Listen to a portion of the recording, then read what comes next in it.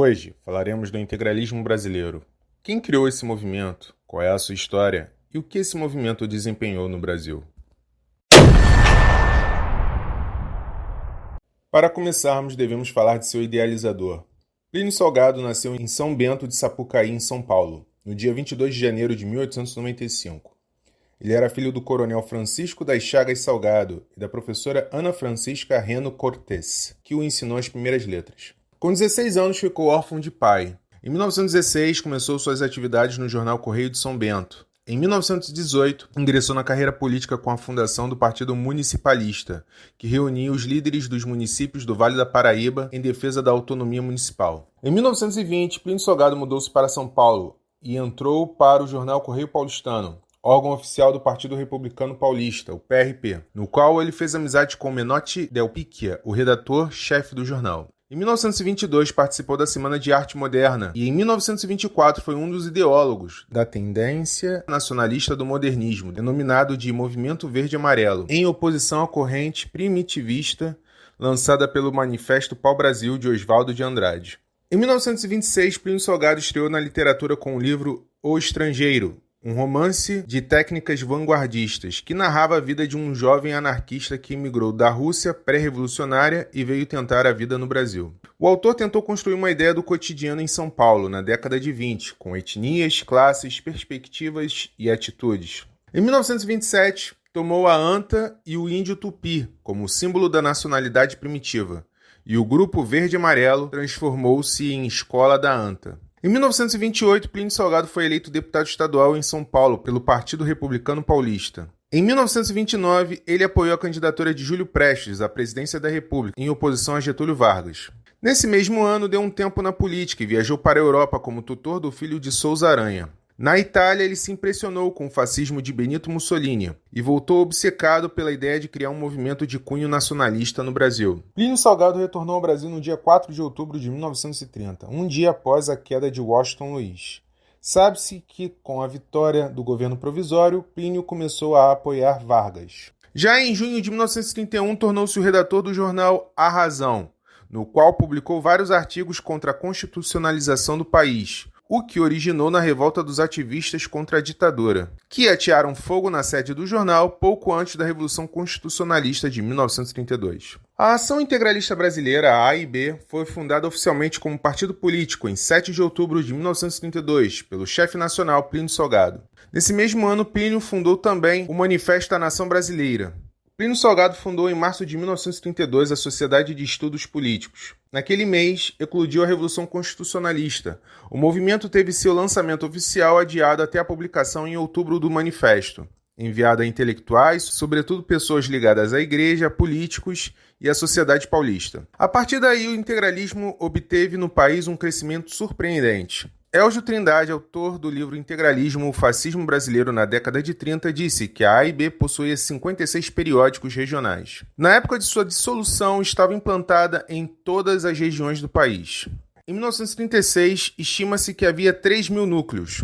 Os integralistas defendiam uma concepção do universo e do homem, demonstrado no lema Deus, Pátria, Família, que originou na defesa do corporativismo, no nacionalismo exacerbado e na tentativa de uma militarização paramilitar, na abolição do pluripartidarismo, na ojeriza a comunistas, ao fim do capitalismo especulativo e à ascensão de um líder forte politicamente. Além do conteúdo ideológico, os integralistas fizeram uso massivo dos meios de comunicação usando a propaganda. Os militantes do integralismo ficaram conhecidos como camisas verdes, que era o uniforme oficial da AIB, e também por galinhas verdes, como eram chamados pelos comunistas, socialistas e anarquistas. O sigma, uma letra grega, era o seu símbolo, e a saudação era o Anauê, que significava salve em tupi. Na instalação da Constituinte de 1934, o parlamentar socialista Zoroastro de Gouveia chamou de fascista o movimento.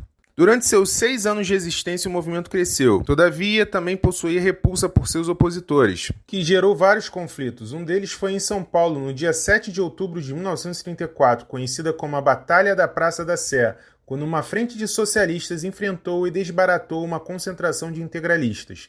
Durante 4 horas, houve tiroteio com um saldo de 34 feridos e de 6 mortos. Em 1935, a AIB se tornou oficialmente em um partido político, elegendo no ano seguinte um número significativo de membros para os cargos de vereadores, prefeitos e deputados estaduais. A partir desse momento, a ideia não era apenas aos membros, mas a possíveis eleitores também. O integralismo mostrou-se como um partido novo, em uma sociedade baseada nos princípios da religião e na harmonização social. Houve apoio do integralismo à tomada de poder de Getúlio Vargas, a fim de um eventual benefício que Vargas poderia oferecer aos integralistas. Isso só foi possível devido à incriminação de um possível complô comunista, que no caso não existiu. Plínio Salgado acreditava que poderia ser ministro da Educação com Vargas no poder. Todavia, isso não aconteceu. O governo Vargas extinguiu todos os partidos políticos, dentre eles a AIB, no golpe conhecido como Plano Cohen. Isso originou um sentimento de traição para os integralistas. Devido a isso, vários integralistas fizeram um levante armado e foram até o Palácio do Catete para poder assassinar Getúlio Vargas. No dia 11 de maio de 1938, os integralistas tentaram invadir o Palácio do Catete, resultando em troca de tiros e mortes de guardas do palácio e dos membros da AIB. Esse episódio ficou conhecido como a Intentona Integralista. O levante foi sufocado por tropas militares comandadas pelo ministro da Guerra, Eurico Gaspar Dutra. O desfecho acabou em 18 mortos para os integralistas. Plínio Salgado, embora negasse a participação desse evento, ficou foragido e foi capturado e exilado em 1939, em Portugal, e sendo apenas liberado em 1946. O integralista Miguel Reale fugiu para a Itália, acabando insatisfeito com o integralismo após esse incidente. E outro integralista, esse muito conceituado, Gustavo Barroso, um intelectual de sua época e membro da Academia Brasileira de Letras, conseguiu permanecer no Estado Novo de Vargas. A relação entre a religião e a política sempre foi uma característica presente no integralismo. A intensificação do discurso religioso de Plínio tinha como objetivo criar uma identidade nacional com um tom mais moderado no radicalismo. Com o fim do Estado Novo, Plínio Salgado retornou ao Brasil, dando início a um plano de renovação do integralismo. O novo Manifesto do Integralismo foi a base para a criação do Partido de Representação Popular, ou PRP, com uma base conservadora e de maioria integralista. Com um tom sobrenatural, o partido conseguiu atuar na política brasileira com eleições de parlamentares e a tentativa de Plínio Salgado para a candidatura ao Senado em 1950, pelo Rio Grande do Sul. Porém, devido ao seu passado nacionalista, ele perdeu. Embora tivesse problemas em relação ao passado, o PRP continuou sua propaganda nas rádios, com mensagens de combate ao comunismo e com um tom religioso. Com a morte de Getúlio Vargas em 1954, Plínio Salgado lançou sua candidatura para a presidência em 1955, porém perdeu para Juscelino Kubitschek. Em 1959, ele conseguiu se eleger como deputado federal. Um dos fatos que marcou o início do regime civil-militar no Brasil em 1964 foi a Marcha da Família, com Deus pela Liberdade. Plínio Salgado foi um dos oradores da marcha e o integralismo apoiou o regime civil-militar, que instaurou a ditadura naquele mesmo ano. Após a dissolução dos partidos pela ditadura no Ato Institucional número 2, ou AI-2, os integralistas foram para o Partido Arena.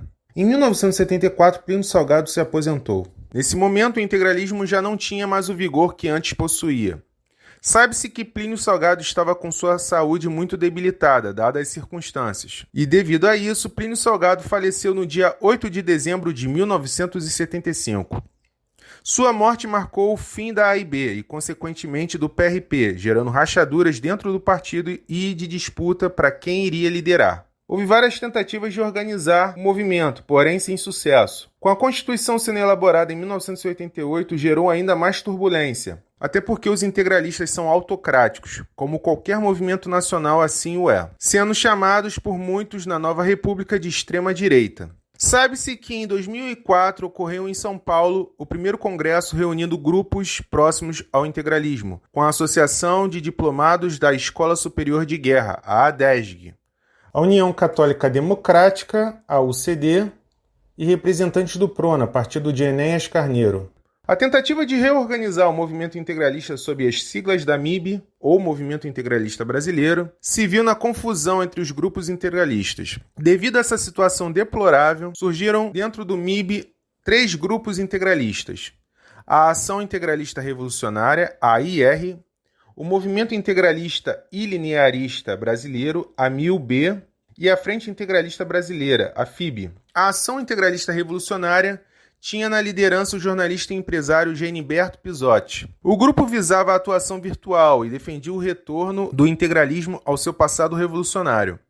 As críticas do que foi perdido na essência do movimento fez perder espaço entre os membros, visto que existia a crença que a elite intelectual do integralismo não poderia ser mais questionada. Já o movimento integralista e linearista brasileiro, o MILB, buscava um upgrade, ou seja, uma atualização do integralismo para o século XXI. De acordo com o líder Cássio Guilherme Reis Silveira, com o objetivo de combinar o integralismo com ideias científicas de disciplinas como matemática e física, de forma que pudesse responder aos questionamentos sociais, políticos e econômicos. E o terceiro e último grupo Frente Integralista Brasileiro, o FIB, que é o maior e mais organizado dos grupos do movimento integralista. Esses membros estão articulados nas redes digitais e com diferentes expressões. O grupo foi elaborado em 2005 com sede em São Paulo, com o objetivo de reconquistar a herança cultural, política e ideológica da AIB. Com uma visão de cunho conservador, a FIB disputa, no contexto integralista atual, a liderança e hegemonia do movimento integralista. A conclusão que chegamos é que o integralismo brasileiro foi um movimento de cunho tradicional e, é claro, nacionalista. É claro, ao invés de nacionalismos como o fascismo e o nacionalsocialismo, de cunho ultraconservador, o integralismo brasileiro se baseou no conservadorismo, o que seria um tom moderado. Como foi dito anteriormente, e até os dias de hoje, pode ser visto o integralismo não com o mesmo esplendor, porém ainda se mantém nos dias atuais.